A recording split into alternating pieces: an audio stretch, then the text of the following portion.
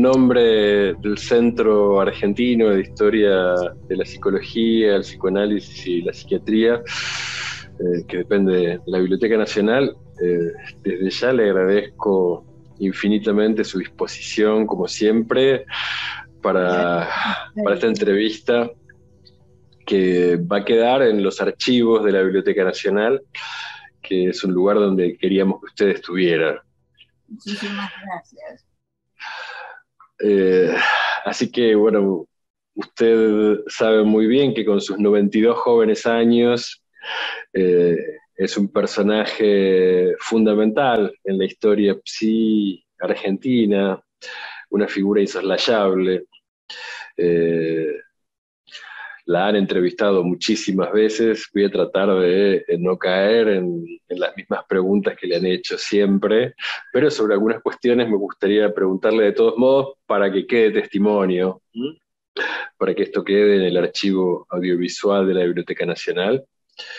Y bueno, además de esta brevísima introducción, la idea es empezar con las preguntas más simples.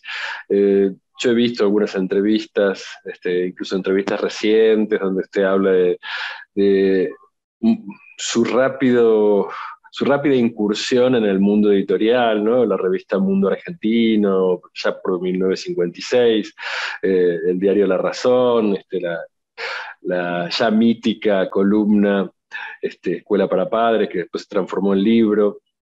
Pero ahí ya estamos en los años 56, 57, 58. Me gustaría detenerme un rato antes de hablar de eso, sobre su formación como asistente social en la Facultad de Derecho de la UBA. ¿Qué implicó para usted como joven porteña, esa llegada a la Facultad de Derecho siendo mujer, ¿no? Siendo joven mujer, para después pasar a otros temas?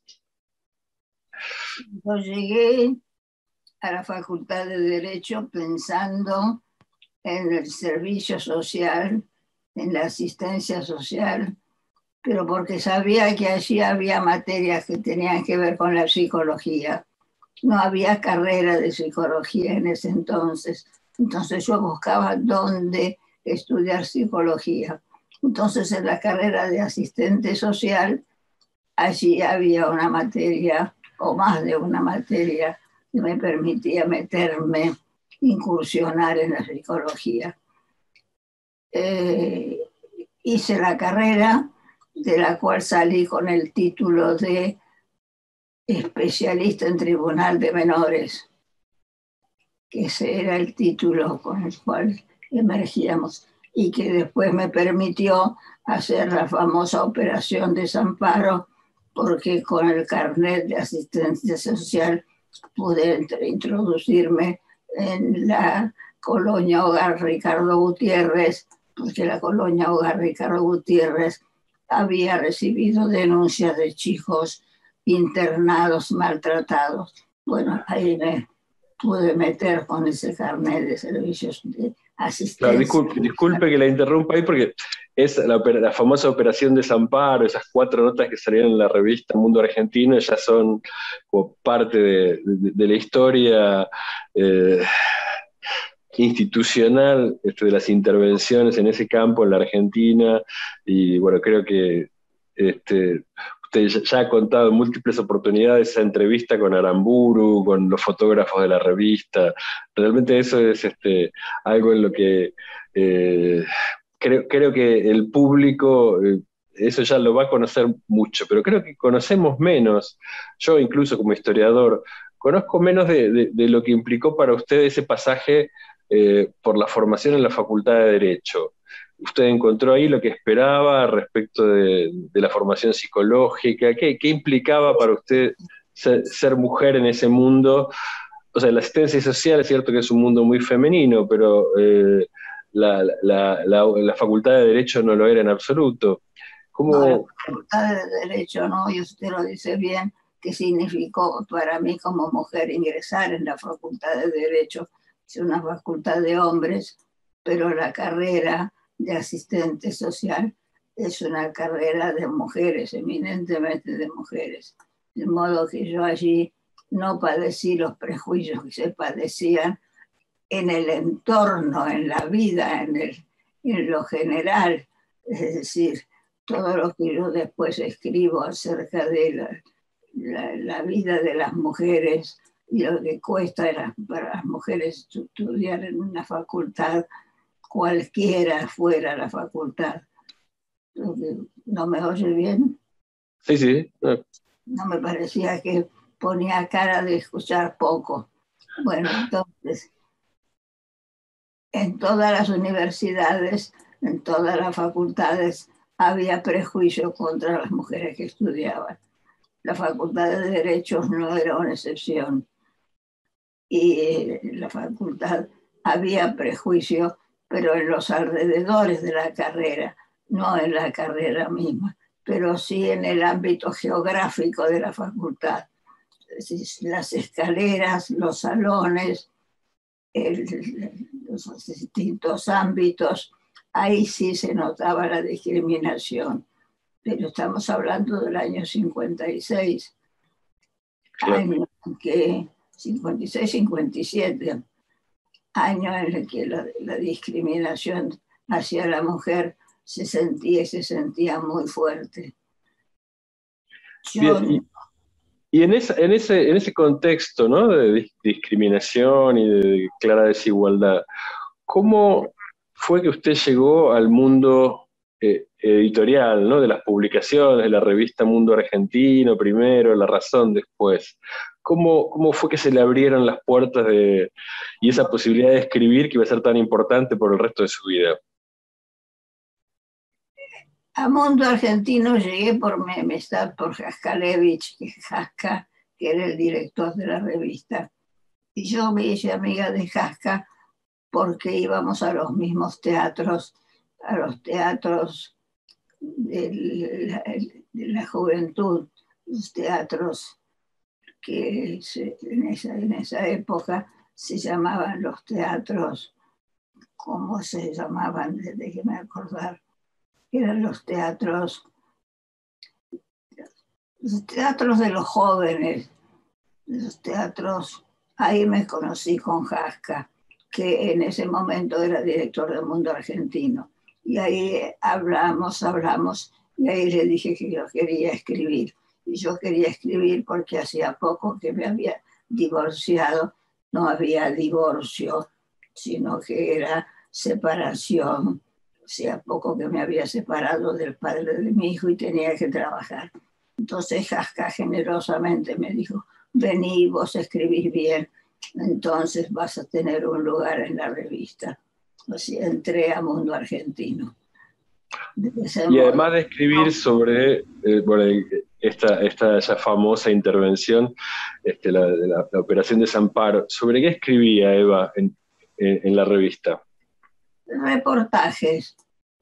Era cronista general, hacía reportajes, que escribía sobre los chicos, hacía reportajes que, por ejemplo, implicaban ir a una plaza y conversar con los chicos y después sacar conclusiones sobre lo que los chicos me decían. Pero además, lo interesante, si usted es historiador, ¿cómo entro yo a La Razón? La Razón entro con un caradurismo fenomenal. Escribo 3 artículos o 2, no me acuerdo, titulados Escuela para Padres. Me los pongo bajo el brazo y le pido una entrevista al secretario de redacción de la revista, del diario La Razón. Era un personaje muy temido y que misteriosamente me dio una entrevista. Cuando me tuvo delante, me dijo: ¿usted para qué quiere verme? Yo le dije: mire, porque yo tengo unos artículos, a ver, démelos. Pero hacía frote duro, ¿no? No era señora, yo era una mocosa. Estaba recién separada y era una mocosa. leyó el primer artículo, lo puso a un costado, leyó el segundo artículo y me dijo, ¿usted me puede traer 4 artículos por semana como estos? Yo, azorada, lo miré y le dije, mire, sí, señor. Bueno, entonces la contrato. Así empezó mi llegada al periódico La Razón. Ahora, ¿por qué extraño sortilegio a mí me recibió el secretario general de La Razón? Yo no lo sabré nunca, pero me recibió y me pidió 4 artículos como el primero de la Escuela para Padres. Y así seguí a lo largo de muchísimos años mandando 4 artículos a La Razón. ¿Y cómo se le ocurrió esa idea? Si mal no recuerdo, el primero de esos artículos era ¿qué es un niño? ¿No? ¿Cómo se le ocurrió escribir sobre esos temas? Mire, cuando yo pensé que tenía que hacer esta entrevista con usted, hice una serie de apuntes acerca de lo que yo había hecho en mi vida como psicóloga. Y me di cuenta que en todas mis intervenciones lo clásico es la provocación y la originalidad. Entonces, Escuela para Padres era una provocación a la educación de esa época. Entonces, el hecho de aparecerme yo en pleno patriarcado, porque la razón era el patriarcado como lo eran todos los diarios de esa época. Y además, la cultura de esa época era el patriarcado. Me di cuenta que fue una de mis formidables estructuras provocativas que me llevó al diario La Razón para escribir algo realmente provocativo como Escuela para Padres en pleno patriarcado. Bien, pero más allá de la provocación, que como usted dice ha sido un rasgo perdurable en su producción, ¿no? Usted siempre ha tenido ese lugar de cuestionadora del sentido común, ¿no? Que es tan saludable para el pensamiento crítico. ¿Por qué se le ocurre que tuvo la idea de provocar con ese tipo de contenidos? ¿Por qué? Yo había recibido, perdón que lo interrumpa, porque yo había recibido una educación absolutamente patriarcal. Y a mí me enojaba mucho, y yo vivía enojada contra la educación que había recibido. Primero patriarcal y segundo como la educación que se le otorga a una señorita. Y eran 2 cosas muy pesadas, muy difíciles, patriarcal y ser mujer. Entonces, si usted lee La Razón, si usted lee los artículos de La Razón, va a descubrir, siendo un lector refinado, va a descubrir la rabia con que están escritos. Es decir, esos artículos están escritos y desde el primer artículo hasta el último que llevo escrito en los días de hoy, el último es uno sobre abuso sexual contra niños y niñas para la revista Actualidad Psicológica. Lo que se ve es permanentemente, yo escribo con un interlocutor en contra, con un interlocutor que se me opone permanentemente. Escribo con rabia, es decir, no con rabia pura galería, con rabia filosófica, no, sino con rabia visceral. Es otro tipo de rabia, porque yo fui educada como una niña hija del patriarcado y como una señorita. Y eso da mucha rabia al final del día.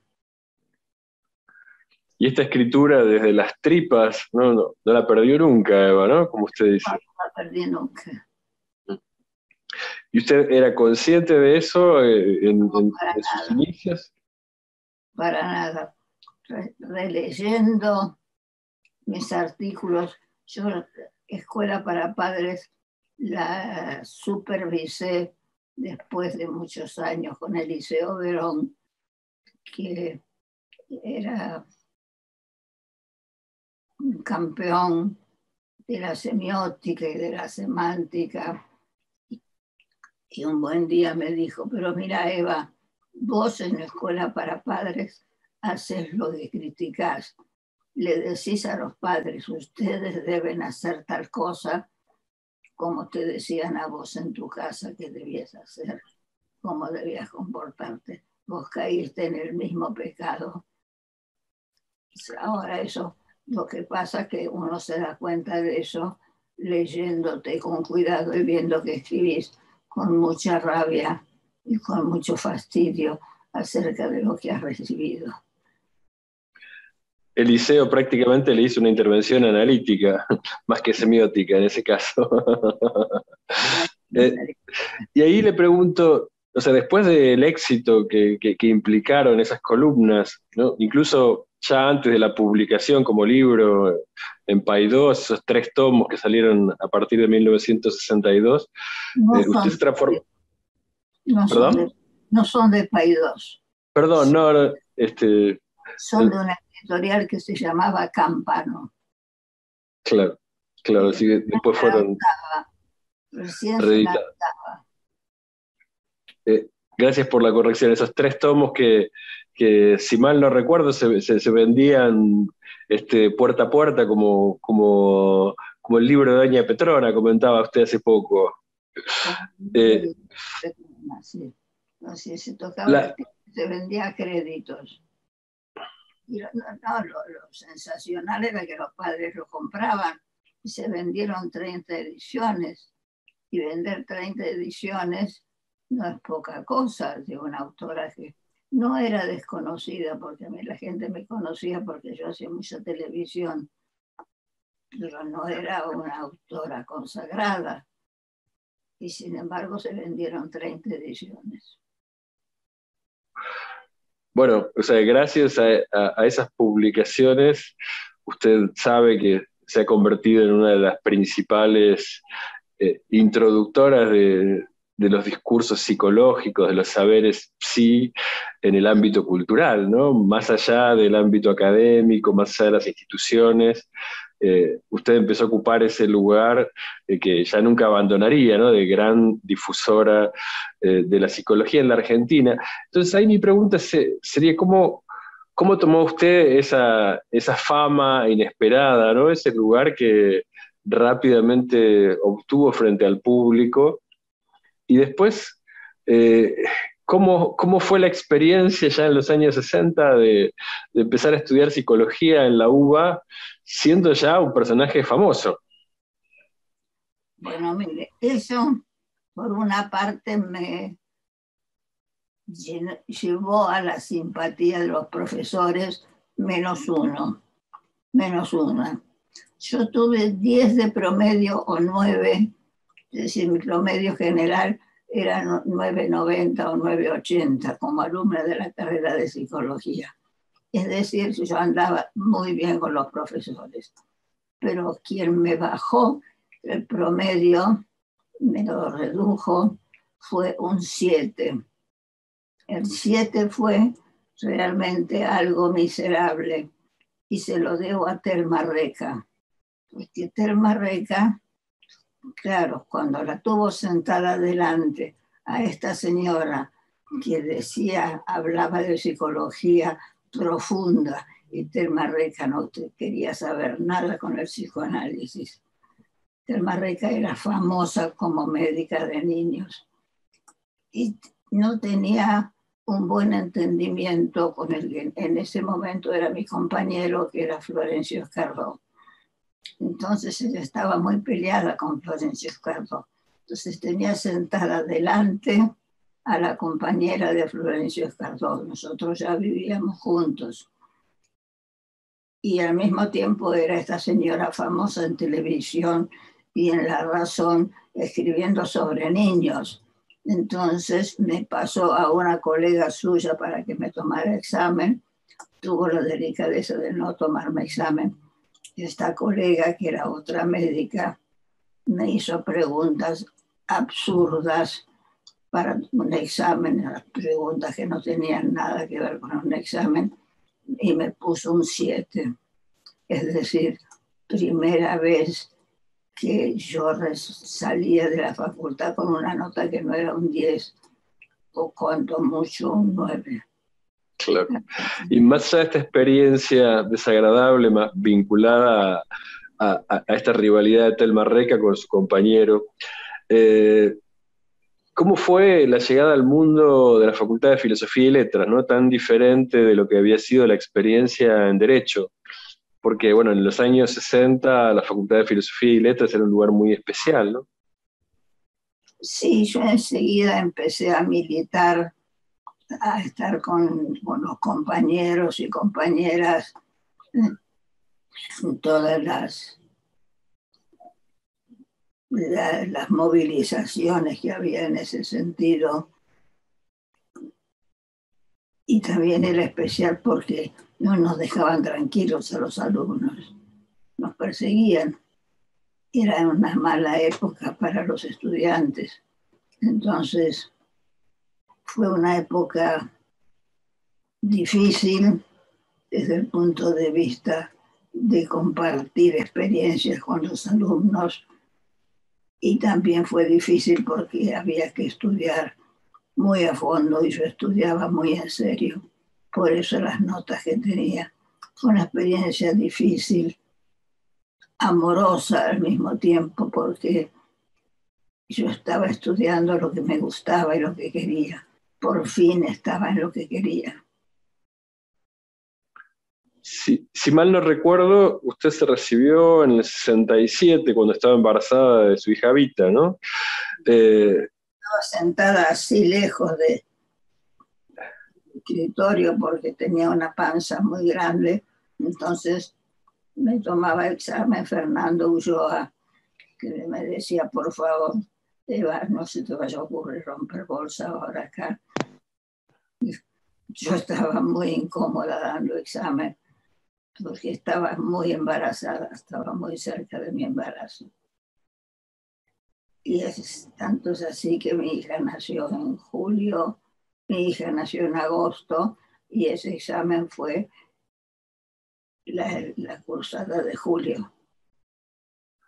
Usted justo habla ahí de Fernando Ulloa, que por lo que yo recuerdo es uno de los profesores que usted más rescata de su formación.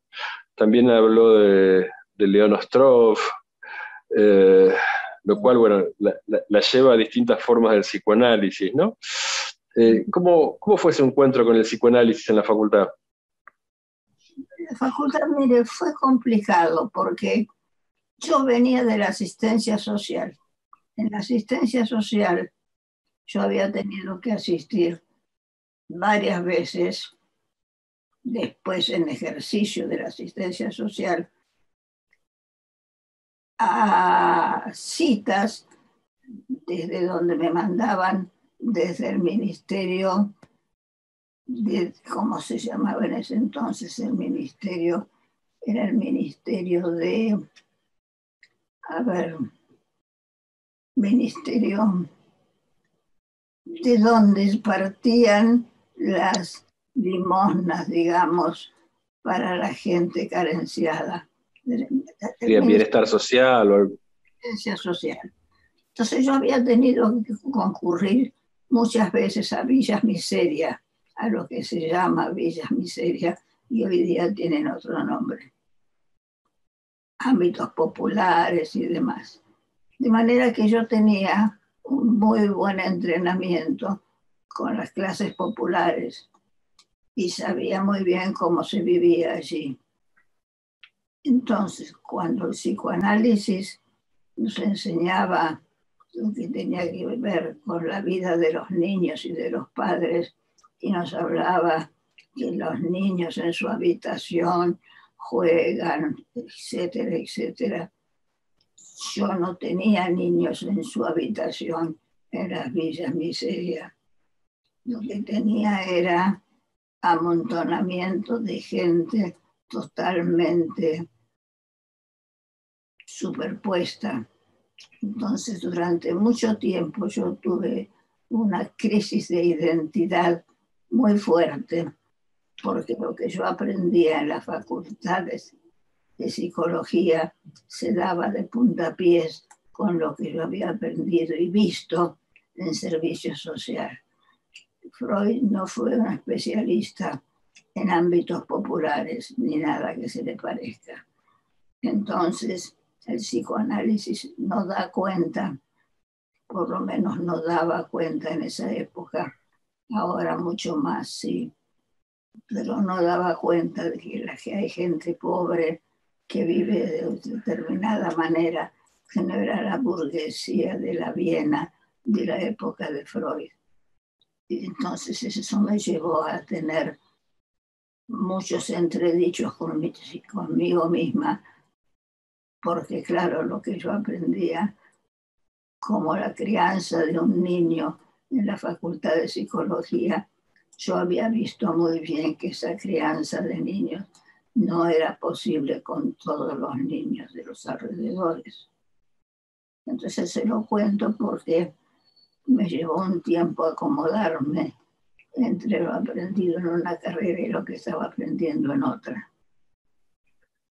Y esa conciencia social que era tan clara en ustedes respecto de los límites del psicoanálisis, le hicieron acercarse a profesores como Blecher, pienso en Blecher, en Bauleo, que era ayudante en esa época, o jefe de trabajos prácticos. Sí, sobre todo con Blecher. Con Blecher fui muy, además de alumna, fui amiga de él y su mujer. Hemos cenado en su casa. Cuando digo hemos, porque íbamos con Escardó, éramos un grupo de amigos muy entrañable. Y ahí estaba Ostrov y Blecher también. Y usted hizo su formación con Ostrov, si mal no recuerdo, tuvo una relación más estrecha con él, ¿no? Sí, ¿O me equivoco? no fue muy estrecha porque Ostrov además era escritor, era un exquisito lector. Y yo había sido y era una exquisita lectora y leía monumentalmente. Entonces se encontró con una alumna con la que podía hablar de los clásicos, con la que podía hablar de muchas cosas, y de entrada nomás me nombró ayudante. Yo fui, el primer título que tuve universitario fue ayudante de cátedra del profesor Ostrov, y lo recuerdo con mucho cariño. Y si las cuentas no me fallan, a usted la noche de los bastones largos la agarró como alumna de psicología, todavía un año antes de recibirse. ¿Tiene recuerdo de No, esa no experiencia? tengo recuerdos, porque no me agarró así, no me agarró siendo alumna. No sé qué diferencia de edad hay, pero usted que es exquisito en materia de historia, por lo que veo, y tiene los años muy claros, se debe dar cuenta. Yo no tengo recuerdo de la noche de los bastones largos. Bien, la llevo entonces a otro territorio que me interesa particularmente, que es su llegada al Hospital de Niños, a la famosa Sala 17. Si yo no recuerdo mal, eso también fue a fines de los 50, ¿no? Sí, sí, por fines de los 50, y no era la compañera de Escardó, era alumna de Escardó, porque yo lo conocía a Escardó como mi profesor. En la cátedra, ahí en el hospital mismo, sería. ¿Qué, qué la movía a usted a empezar a ir ahí al La hospital? polio. fue la época de la epidemia de polio, entonces yo empecé a ir, yo estaba en el último año del normal y se buscaban voluntarias, entonces yo que era la niña meterete, enseguida me anoté como voluntaria e iba desde el quinto año del normal a la sala 17 y ahí lo conocí a Escardó y ahí hice mis primeros intentos de ver que era una clínica, que significaba hacer clínica, que después me sirvió de mucho porque en mi carrera, mis años de hospital fueron muchos, muy intensos y muy queridos. Y ahí a Escardó lo conoció como profesor y después, si yo mal no recuerdo, usted ahí obtuvo alguna beca como para irse a Europa, anduvo por París, por Bruselas y después por Milán, ¿no? Conseguí una beca en París sobre distintos elementos, distintos condicionamientos de la pediatría social, que era lo que se hacía en la sala 17. Conseguí una beca para Francia, ahí estuve en París, estuve en Normandía, estuve en distintos lugares de Francia. Después, desde allí me presenté a una beca en Italia y gané una beca en Italia y estuve en Milán, estuve bastante tiempo. Y en Milán fue estando yo en Milán cuando recibo un telegrama de Escardó que me dice que me viene a buscar a Milán. Yo que viajé a Roma y que lo espero en Ciampino. De manera que mi estadía en Europa tiene además un atajo más de romanticismo muy fuerte. Bien, qué linda historia. Bueno, antes de volver al telegrama, ese famoso que la llevó de Milán a Roma, y de Roma a Buenos Aires, imagino. En París, en Bruselas, en Milán, conoció figuras de la escena psicológica, psicoanalítica que quiera destacar. Mucho, porque cuando me preguntan eso y me miran asombrados, si lo decís tan claramente, tan sencillamente, si lo conocía a Lacan, pero a Lacan lo miraba de lejos como alumna, lo único que sabíamos los alumnos que no entendíamos papa de lo que decían, porque solamente los franceses lo entendían. Fue en el Hospital Saint-Anne. Fue en Saint-Anne. Y nosotros creíamos que era porque no teníamos suficiente francés. No, lo que no teníamos era suficiente psicología como para seguirlo a Lacan. Bueno, yo conocí también, la conocí a Fabre Boutonier, que era una psicoanalista muy distinguida, a René Sassot, que también era psicólogo clínico, toda gente de un gran caudal intelectual que pesó mucho en mi formación porque nos hacían hacer trabajos, no Lacan, pero estos otros nos hacían hacer trabajos escritos y realmente ahí había que trabajar y había que prepararse. Y allí asistí a las primeras lecciones de escuela para padres, la École des Parents, que ya hacía años que funcionaba en París. Y allí me inspiré para hacer la que después fue Escuela para Padres, si bien la verdad es que yo salí de Buenos Aires con Escuela para Padres al hombro. Yo no descubrí Escuela para Padres en París. fui a París a ver la escuela para padres, que yo sabía que estaba en París, pero yo había inventado ya una escuela para padres a la porteña, a la argentina, que era la que había escrito los primeros artículos con el secretario de redacción de La Razón. Claro, porque más allá de la homonimia a nivel de los nombres, los contenidos eran bastante distintos, ¿no? De la escuela para padres a la francesa que de su escuela para padres porteña. Muy distinto, porque mi escuela para padres estaba muy centrada en lo porteño.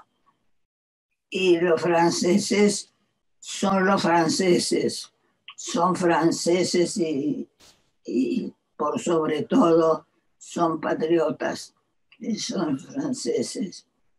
Todo lo remiten a la experiencia de Francia. Así que yo en la École des Parents de París aprendí la metodología de trabajo que ellos tenían y cómo utilizaban el contacto con los padres. Eso sí lo aprendí con ellos. Si bien los padres nuestros son muy distintos de los padres franceses, en muchos sentidos. Ese interés, porque un lugar similar al suyo, en París lo tenía Françoise Dolto, digamos, ¿no? Françoise Dolto ha sido muy criticada por generaciones más recientes, ¿no? Como que ella es la responsable de haber torturado a generaciones de padres y hacerlos sentir culpables. Usted en Argentina no ha tenido ese lugar, pero a nivel teórico, ¿tuvo algún tipo de encuentro con Dolto o no? En ese momento todavía no era. Sí, era ya famosa, pero en Francia. No, yo no tuve además ese tipo de crítica. Ese tipo de crítica me llegó desde las abuelas. Las abuelas no me querían nada, porque sus hijos lo que les decían, cuando las abuelas les recomendaban determinada conducta, decían, no, esto no, porque la doctora de la televisión, porque yo era la doctora de la televisión, o la doctora de la razón, dice que así no se hace y que vos me hiciste mucho mal tratándome así. Así que en realidad los padres, porque los padres argentinos venían a los grupos de padres que yo hacía de una manera muy graciosa, porque venían para ver cómo se educa mejor a los hijos y no se los hace neuróticos, porque esa era la línea que yo llevaba adelante. Pero resulta que cuando ellos llegaban al grupo, a los 10 minutos estaban hablando de ellos como personas y de lo que les había pasado a ellos como hijos. Entonces, al rato la escuela ya no era la escuela para sus hijos, sino que era la escuela para ellos mismos. Es decir, venían a quejarse de sus padres y a echarles la culpa de todo. Por lo menos en Argentina funcionaba así. Y yo tenía que advertirles, bueno, pero miren que ustedes están acá por sus hijos y resulta que ahora están hablando de ustedes. Vamos a poner un poco de orden en esto. Era la observación que yo hacía en ese momento. ¿Y lograba poner orden?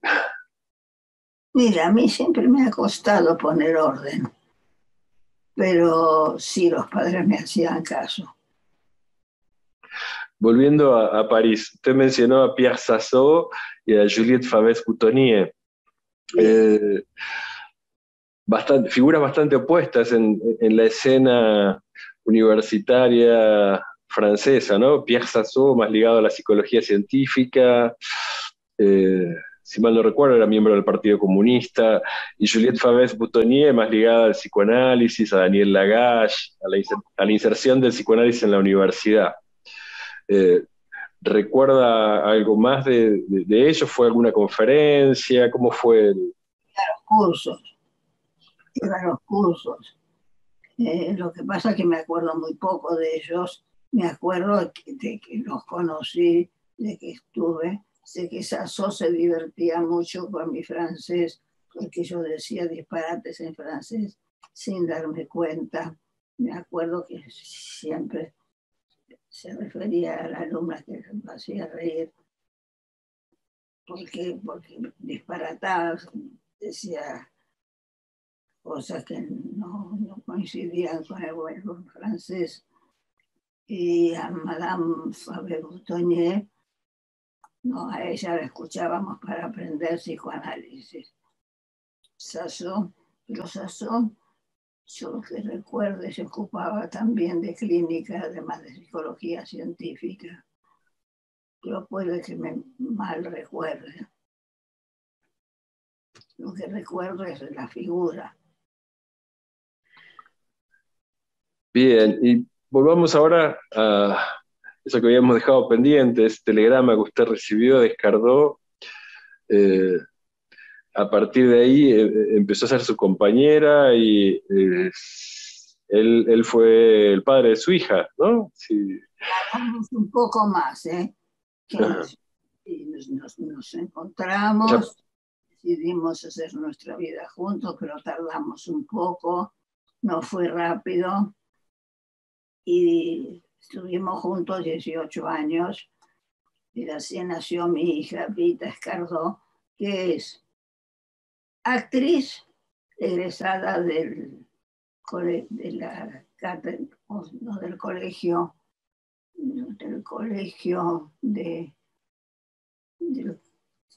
¿cómo se llama? A ver, recuérdeme usted, la escuela de teatro, pero la escuela de teatro de la universidad, bueno. El IUNA será de la Universidad de las Artes, ¿puede ser? No, Yuna. Sí. Sí, allí. Es actriz. Ahora verá, porque no me acuerdo. Bien. Ahora es al revés. Usted me habla de su hija y yo le quiero hablar del padre. Le quería preguntar por Escardó, por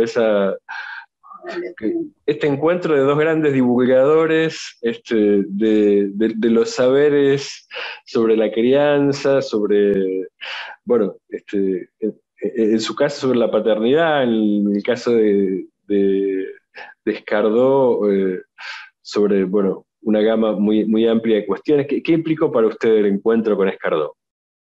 Miren, yo era huérfana de padre y Escardó fue realmente primero, antes que nada, un padre. Primero por la diferencia de edad, él tenía 26 años más que yo, de manera que primera función fue paterna. Aunque éramos pareja, pero eso yo lo tengo muy claro. Y con el tiempo me fui dando cuenta, pero el primer tipo de relación que se gestó allí fue, desde mí, fue la paternidad de Escardó hacia mí.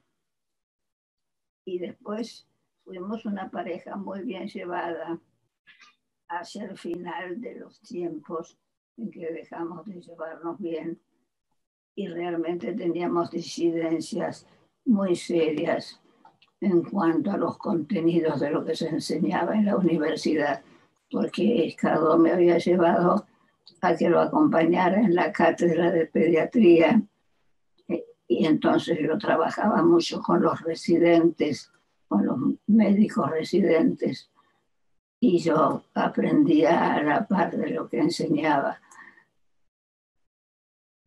Y al mismo tiempo tenía mis discusiones con Escardó, porque yo tenía que dar mi opinión acerca de lo que se enseñaba a los médicos. Y actualmente sigo pensando que a los médicos les falta mucho por aprender en cuanto a lo que es la iatrogenia, en cuanto a lo que significa recibir enseñanzas de alguien que es más joven y sobre todo lo que le significa aprender deóntica y lo que le significa aprender trato con el paciente. Todavía eso que era lo que yo hacía en la Facultad de Medicina, está pendiente para mi gusto en la Facultad de Medicina actual.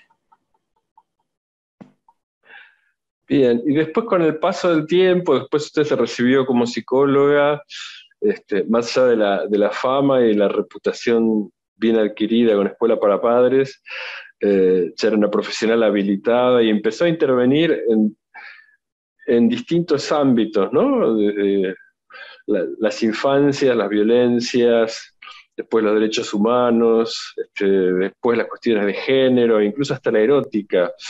¿Qué le gustaría rescatar de ese recorrido? Porque podríamos estar horas y horas hablando, pero me gustaría por ahí que usted eligiera qué querría contarnos, qué querría destacar.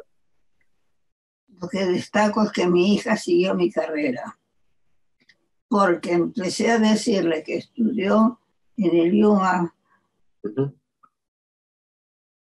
egresó como actriz, puso varias obras como actriz, como Vita Escardó, puso varias obras. Después empezó a mostrar particular interés por la psicología, empezó a meterse en todos los cursos de psicología que había, hasta que entró a la carrera de psicología. Pero verá usted, de esta madre psicoanalista salió una hija dramatista. Ella es una excelente dramatista. ¿Por qué? Porque le ayudó su carrera como actriz a manejar los escenarios y a manejar las escenas, cosa que yo nunca hubiera sabido hacer. De modo que ella no es psicoanalista, siguió la misma carrera de mamá, pero abrió y sigue abriendo, y su primer libro ha sido sobre el burnout, o el burnout, como quiera llamarlo, es decir, sobre la fatiga profesional, porque hizo mucho aprendizaje trabajando con grupos de profesionales. Lo digo porque sí, siguió mi carrera, pero la agarró para otro lado totalmente distinta. Y Claramente. Sí, leí algo que escribió ella en una revista colombiana, si mal no recuerdo, sobre su recorrido. Así que bueno, la, sí, la hija escribe sobre la madre y la madre se enorgullece de la hija. Este, a ver, Eva, cuénteme un poco de sus intervenciones más bien vinculadas al mundo de la infancia, la adopción, las violencias, cómo después de aquel episodio Princeps, ¿no? De la Operación Desamparo, donde usted, junto con esos fotógrafos, pudieron tan valientemente dar cuenta de lo que sucedía en esa colonia, era algo así como un centro de tortura. Eh, Eso usted ya lo ha contado detalladamente, pero digo, después de eso que sucedió en el 56, ya llevándola a los años 60, incluso a principios de los 70, eh, sí, ¿cómo- cómo- por mi psicoanalista a la Universidad de Belgrano, donde había cátedras de una universidad, no, pero yo introduzco otra que fue sociología de la vida sexual, porque ahí está el empalme con la erótica. Y vida sexual no se estudiaba en la Universidad de Belgrano, pero yo creo la cátedra de sociología de la vida sexual e introduzco como materia Princeps erótica, cosa que resultaba muy extravagante para la gente de la Universidad de Belgrano, pero lo bancaron perfectamente durante varios años. Eso fue, que yo acá me he anotado por años y por años, No me acuerdo. Si no recuerdo mal, usted empezó en la Universidad de Belgrano en 1972. 72. Y de ahí fui a parar a la UBA, donde empecé a trabajar en 1970 y pico con la adopción, en el seminario sobre adopción que hacía la profesora de la cátedra de familia. Entonces en familia a mí me tocó adopción.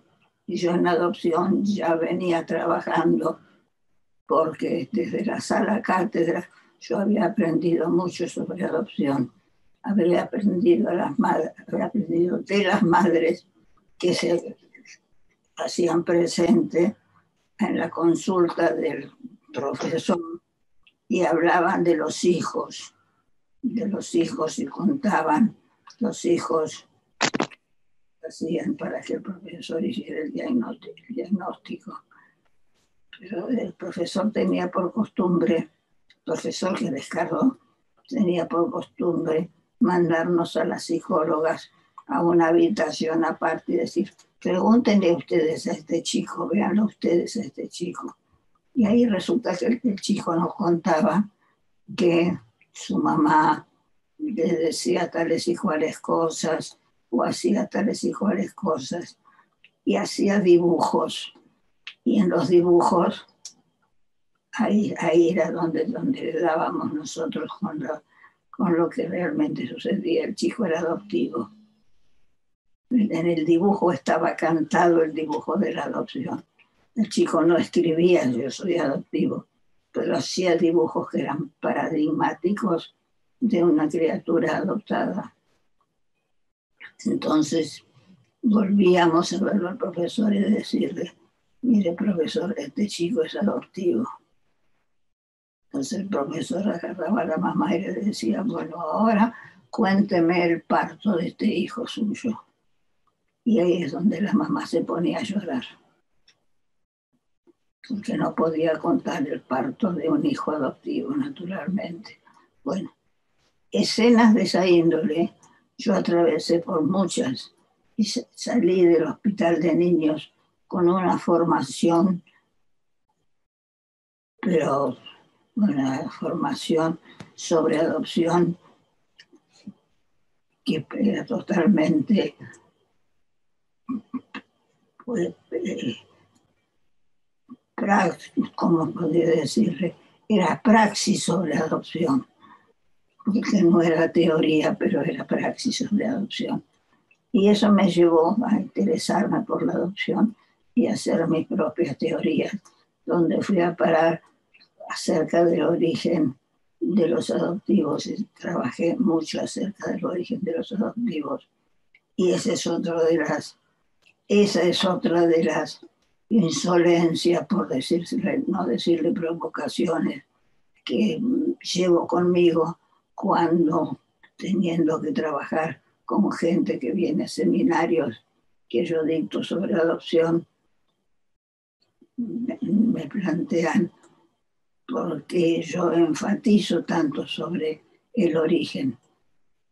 Porque cuando los psicólogos, ahora no tanto, se ocupan del chico adoptivo, no se preocupan de ver qué es lo que el chico sabe o puede presumir acerca de la adopción, y no saben tampoco preguntarle a los padres acerca de la adopción de ese hijo. Es decir, hay poca conciencia acerca de lo que importa que el chico sepa que nació en Misiones, en un rancho, y que su papá y su mamá pudieron entregarlo cuando él era un bebé y que dejaba otros hermanitos en esa casa. O sea, toda la historia del origen de la adopción es un origen que está tapado permanentemente, oculto. Hay cierta dificultad para que se pueda narrar la historia de la adopción desde el origen de la criatura. Esto se lo digo porque la adopción siempre me cuesta un dolor de cabeza cuando voy a ese punto, porque la gente no quiere hablar de ese tema. La gente es una manera burda de decir, los padres adoptantes no quieren hablar de ese punto. Entonces, es otra de las zonas de gran dificultad. ¿Para qué le cuento a los abogados? Porque los abogados tampoco quieren profundizar en ese tema. Cuando hay que hacerlo. Sin embargo, usted siempre ha seguido trabajando con el mundo del derecho, ¿no? Esa huella tan temprana de su pasaje por la Facultad de Derecho. Usted siempre ha sido interlocutora, asesora, perito. ¿Qué puede contar de esa experiencia, bueno, de esas múltiples experiencias interdisciplinarias, ¿no? Desde el hospital de niños con los médicos hasta su trabajo posterior con... El perito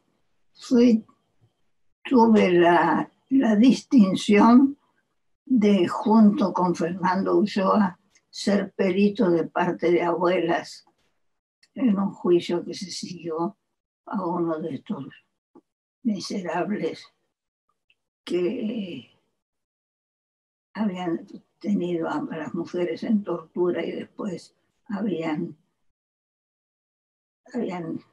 entregado a los hijos. O sea, la historia no la voy a contar, es la historia que todos conocemos. Y las abuelas habían iniciado un juicio para tratar de ver la influencia de las torturas a las madres grávidas y de niños que posteriormente serían entregados en adopción. Habían iniciado no una querella, sino una investigación, y había que peritar a las madres que habían sufrido torturas, qué huellas ellas podían suponer en los bebés cuando nacieran. Bueno, allí, junto con Fernando Ulloa, fuimos peritos de parte de abuelas. Y eso fue algo que para mí me hizo sentir muy distinguida, porque realmente había alguien más con nosotros, cuyo nombre ingratamente no recuerdo, pero había otro psicólogo con nosotros. Estoy tratando de acordarme. No, pero no me acuerdo, había otro psicólogo. Y además, espere que le digo,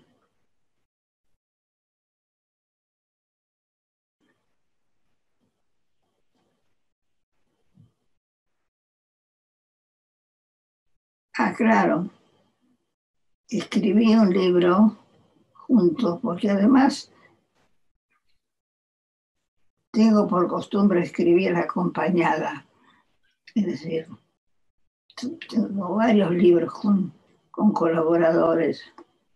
Escribí Madres Excluidas, que es el único texto que existe junto con, o sea, Madres Excluidas, las madres de las que nadie quiere hablar y de las que nadie escribe, que son las madres del origen, las madres del origen del niño adoptado. Eso fue un libro que escribí.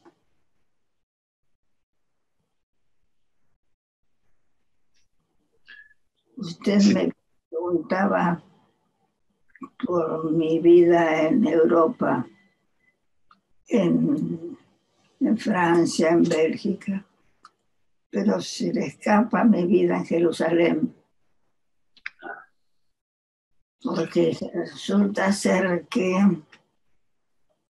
antes de todo esto, antes Pero después de la Facultad de Derecho, yo fui invitada a Jerusalén por Golda Meir. Yo en ese momento era asistente social. Por Golda Meir, que estaban haciendo un congreso acerca del rol, fíjese, el rol de la mujer en la paz y el desarrollo. Lo organizaba Golda Meir. Y en realidad, lo que quería Golda Meir era traer un gran sector de los africanos para incorporarlos a la cultura judía, a la cultura israelí. Y hizo una reunión internacional en Jerusalén. A esa reunión fui invitada a Jerusalén y pude aprender sobre África, lo que de otra manera no hubiese podido aprender. Porque estaban los africanos que habían llegado con sus grandes túnicas y sus grandes peinados y sus grandes experiencias, habían llegado a Jerusalén a contar cómo era su lucha contra los ingleses, es decir, su lucha contra el British Council, en una palabra, ¿no? Bueno, esa se la señalo porque para mí fue una experiencia inolvidable. Usted en algún momento había comentado algo de su experiencia de lo que había sido la discriminación en ese viaje, ¿no? Sí, en ese viaje lo que yo pude ver, lo vi así de frente, ¿no? Cuando estábamos en el hotel en el que estábamos todos, estaba todo el mundo, estaban los ingleses y estaban los africanos. Y entonces, cuando llegaba el momento de tomar los ascensores para subir a los respectivos pisos, las inglesas se negaban a tomar el mismo ascensor que las africanas. Entonces, las otras mujeres que veníamos de otros mundos, nos negábamos también nosotros a subir y subían las inglesas solas, porque las inglesas no se juntaban, entre comillas, con las africanas. Eso era contaminación. Entonces la discriminación era violenta, porque era discriminación a la vista de todo el público. Sí, eso fue me alegro que me la recuerde porque así lo cuento, porque los ingleses que nunca han sido simpáticos para los argentinos, ahí entonces se pusieron mucho más odiosos que de costumbre, ¿no? Y tiempo después también estuvo en Venezuela, si mal no recuerdo, fue en un congreso. Estuve en Venezuela, estuve en Chile, América del Sur, la conozco toda, Colombia, toda en congresos. Colombia, Venezuela, Haití, Puerto Rico, Haití, tan pobre, tan pobre. Después tuve que dar batalla contra las mujeres que querían adoptar chicos haitianos para traerlos a Argentina, con una caridad malentendida. Todos los chicos había que darles de comer y salvarlos en su tierra y no sacarlos de su tierra. Cuente un poco de ese episodio. ¿Cuándo fue esa? No fue cuando el terremoto de Haití. Uh-huh. Famoso terremoto del año 2000, creo, que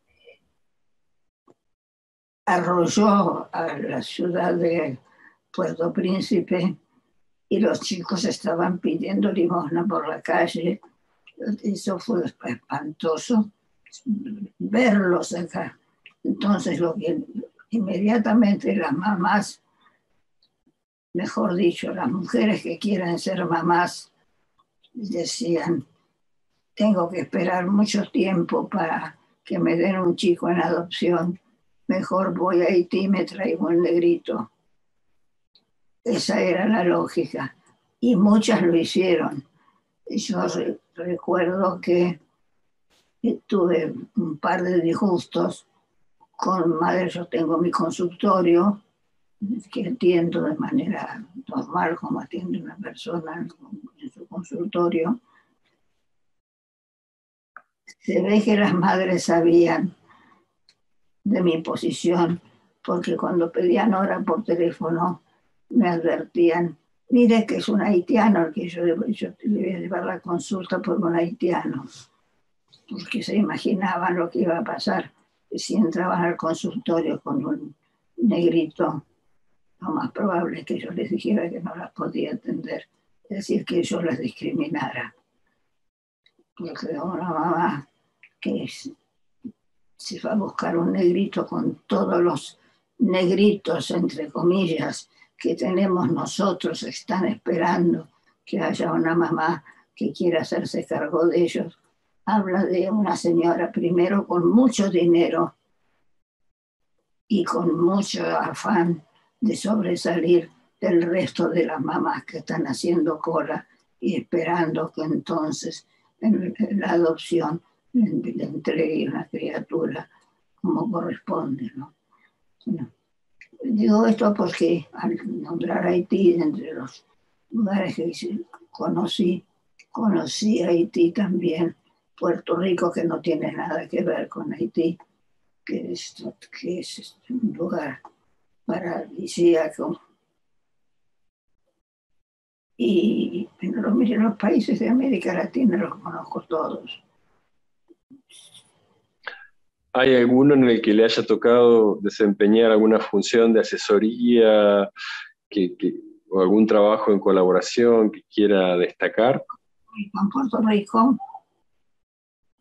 Rico, pasar sala con los médicos,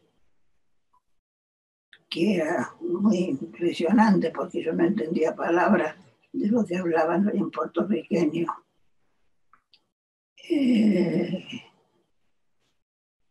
Y después, ¿dónde más? En Perú. En Perú tuve que hacer muchas asesorías, viajé muchas veces a Perú. Y allí sí tuve que hacer asesorías respecto de niños con conflictos con la ley. Allí sí, a mi juego me habían llamado porque era algo de asistencia social, pero ya enriquecido por la psicología, ya era distinto el trabajo. Y ahora, sí, perdón que le interrumpa. América me enriqueció, como lógico. Ahora que no nos escucha nadie, el otro día la escuché hablar sobre Pichon Rivière, que en algún momento la había convocado, y si no entendí mal, había ahí alguna cuestión de celos que obstaculizaron su acercamiento. Me invitó a acompañarlo a su clínica y yo le dije que sí. Enrique, encantada de la vida, decime cuándo empezamos. Cuando llegué a mi casa y lo conté, Escardó puso el grito en el cielo. Dijo: pero si te has vuelto loca, ir a trabajar con ese seductor, no sabes quién es Enrique. Yo le dije: sí, yo sé quién es Enrique. Dije: sí, justamente sé muy bien quién es Enrique. Sí, porque era un seductor, Enrique Pichon Rivière. Era realmente un seductor, con su enorme, inmensa inteligencia. Pero era uno de esos hombres que seducen cuando hablan, pero cuando hablan hablar del saber, era un hombre encantador. ¿En qué marco lo había conocido a Pichon? ¿Dónde fue que lo conocí? Yo creo que en algo de teatro. Él solía asistir a representaciones de teatro de gente joven. Y yo creo que fue que en un encuentro de esos que lo conocí y después yendo a sus clases. Porque yo no había que verlo, sentarse, callarse la boca y escucharlo, porque realmente era un sabio. Era un sabio de la vida. ¿Y usted iba a sus clases o a sus cursos en la Escuela de Psicología Social? O... No. Él no trabajó solo en la Escuela de Psicología Social. Yo lo escuché en sus clases de Psicología Social, sí, pero muy pocas. Lo escuché en otras conferencias que daba. Pero en las clases de Psicología Social lo habré escuchado 3 o 4 veces, pero no en conferencias, en ciclos de conferencias lo escuchaba. Y después Arminda Verasturi, por otro lado, imagino que ya separada, Enrique, Sí, en algún momento también la convocó, se interesó en su trabajo, ¿no?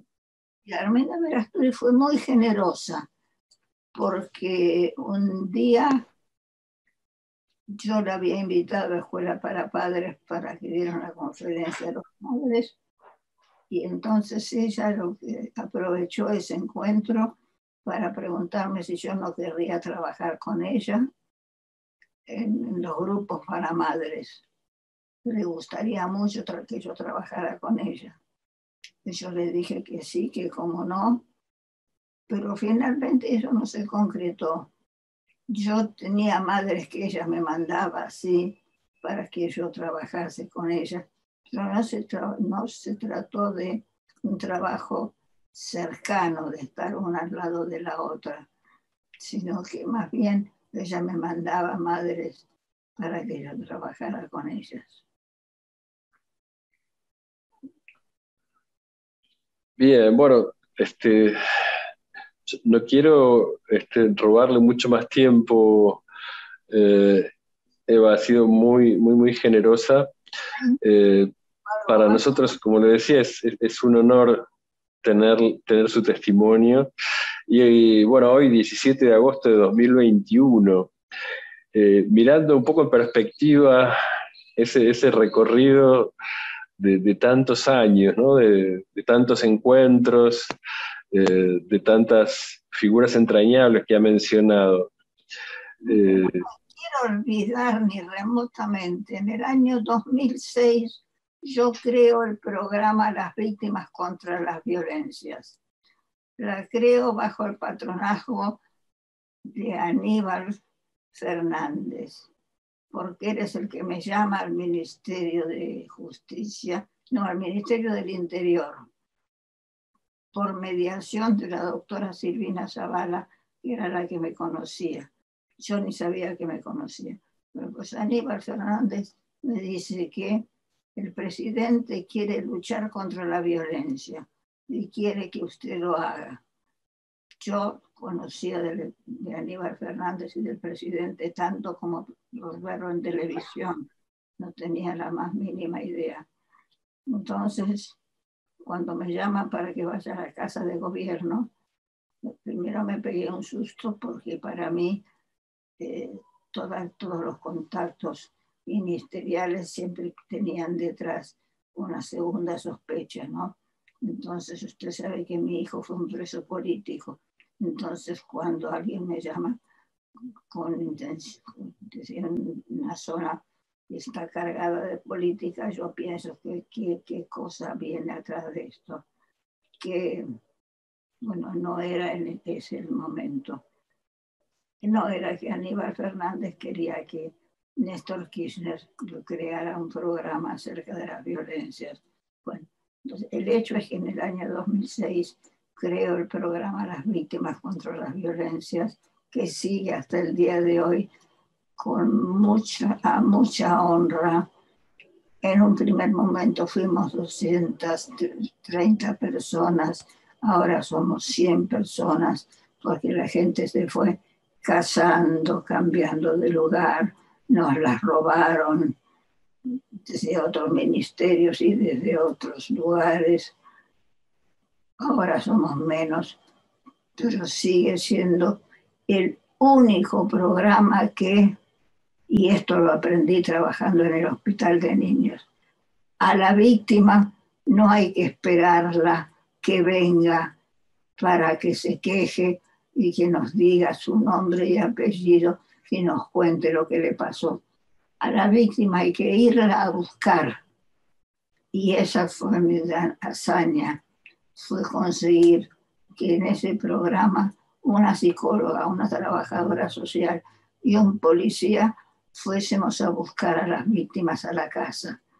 Y de allí las llevásemos, le iniciásemos una causa y las llevásemos al juzgado para que la víctima tuviera conciencia de su derecho, que siendo víctima tiene derecho, el derecho de las víctimas, con lo cual me meto en un enorme camino de filosofía, que es el derecho de las víctimas.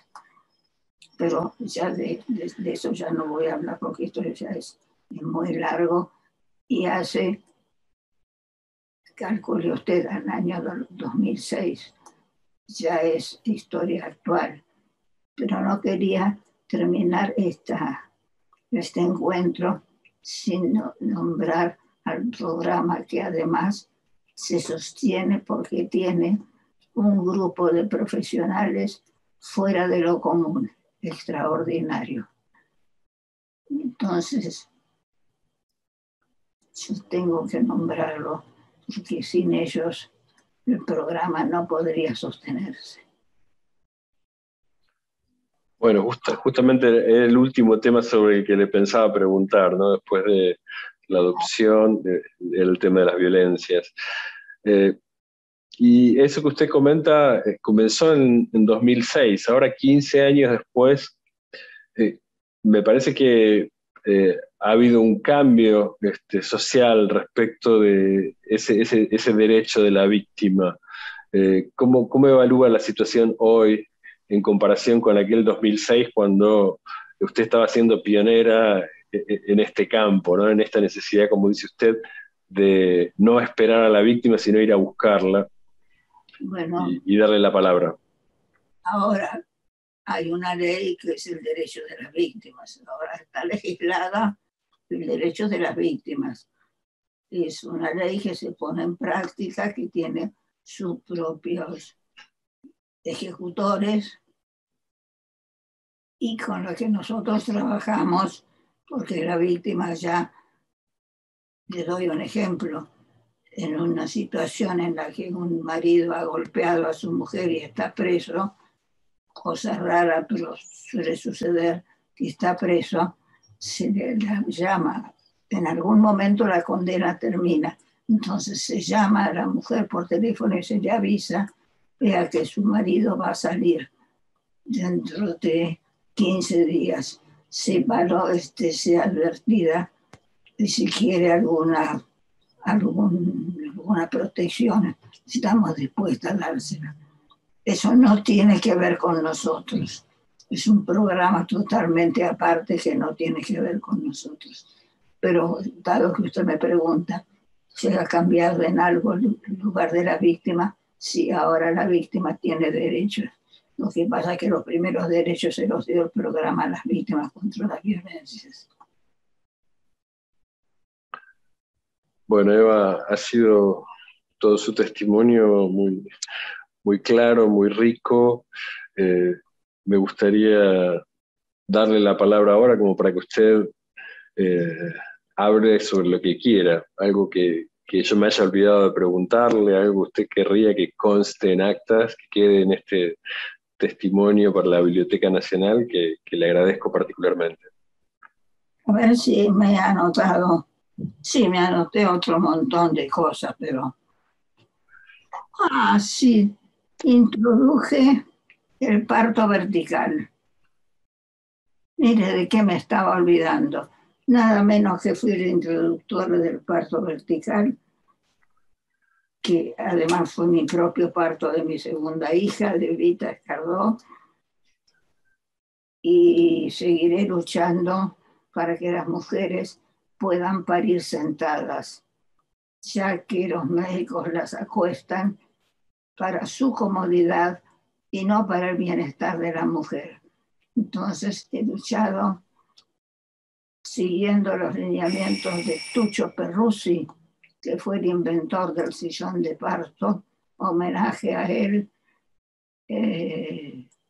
Entonces yo probé el parto vertical, puedo contar maravillas del parto vertical, como por ejemplo la mujer paridora en el momento de los pujos finales, cuando el médico que está delante mirándola, pero está a la misma altura el médico que la abertura de la mujer en el momento de parir y pujar, cuando le dice un poquito más y lo sacas, da vuelta la cabecita del bebé que ya emergió de la zona vulvar y la madre ve la cabecita del bebé estando sentada mientras el médico le dice: sáquelo o sáquelo usted. Y entonces una le da vuelta a esa cabecita y a ese bracito que está emergiendo de una y lo saca afuera, tira, lo levanta así y lo mira. Y es el hijo de una que está latiendo. Como usted ve, el cordón umbilical está adentro suyo y afuera suyo. Entonces es un momento inolvidable, muy emocionante. Como usted ve, yo lo recuerdo y todavía me emociono. Bueno, así nació mi hija, así la nací en el momento del parto vertical. Y yo me pregunto, ¿por qué es que los médicos no enfatizan más esta cuestión del parto vertical, que apenas si se lo cuentan a la mujer? Bueno, Eva, parece que en diversos ámbitos usted ha abierto caminos, ha ampliado el menú disponible para las mujeres, para las víctimas. Y bueno, en este caso, esto que comenta del parto vertical, que todavía hoy la emociona, no es la excepción, ¿no? Es claro que el suyo no es un saber libresco y académico, sino que, como en el caso de Pillon, es un saber que viene de la experiencia propia en este caso, ¿no? En este caso, sí. Pero a partir de esto escribí mucho, hice teoría y redacté teoría con todos los argumentos necesarios para redactar una teoría.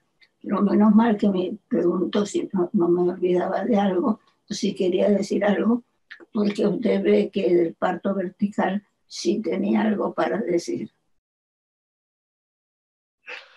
Bueno, Eva, una vez más, muchísimas gracias por su vitalidad, por su testimonio y por sus ganas. No, por sobre todo, muchas gracias por el homenaje que esto representa para mí, que la Biblioteca Nacional se ocupe de esta modesta escritora, que soy una psicóloga que escribe, no soy una escritora, que son dos cosas absolutamente distintas. Pero yo agradezco que semejante institución quiera tener mi testimonio. Y además le agradezco su tiempo a usted, su exquisita memoria y el hecho de haberse ocupado tan cuidadosamente de buscar las fechas que podían hacerme recordar datos interesantes. Muchas gracias a usted personalmente. En todo caso, lo que esta entrevista pueda tener de homenaje, sabe usted que es más que merecido. Bueno, muchas gracias otra vez y en cuanto tengamos la entrevista se la haremos llegar.